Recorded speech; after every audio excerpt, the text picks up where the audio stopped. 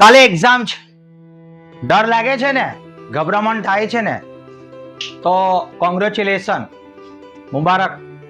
કેમ? કારણ કે જો ડર લાગતો હોય તો ડેફિનેટલી કે ભાઈ તમે તમારી સફળતા મેળવવા માટે તમે તમારી કોશિશને શરૂ રાખી છે. કાલે એક્ઝામ છે, જ્યારે પણ તમે પરીક્ષા ખંડમાં જશો તો તમે એકલા નથી, તમારી સાથે તમારા માતા પિતાની ઘણા વર્ષોથી તમારા પર જોયેલી તમારા પર આશા છે. તમારા હાથમાં જે કલમ છે એ કલમથી, એ પેનથી તમે તમારું ભવિષ્ય લખશો. આ ભવિષ્યનું નિર્માણ તમારા એ 3 કલાકમાં રહેલું છે. તમે એક યોદ્ધા છો, યોદ્ધા તરીકે લડશો તો ડેફિનેટલી કે ભાઈ દરેક એક્ઝામમાં સરળતાથી તમે એ એચીવ એટલે કે તમારી સિદ્ધિ પ્રાપ્ત કરી શકશો. મંજિલ એને જ પ્રાપ્ત થશે કે જે મંજિલ માટે સતત ને સતત પ્રયત્ન કરતો રહે છે.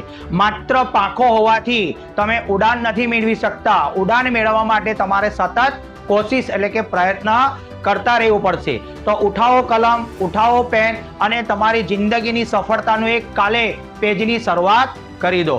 મારા ચેમ્પિયનો, તમને બધાને કાલ માટે all the best. Thank you very much.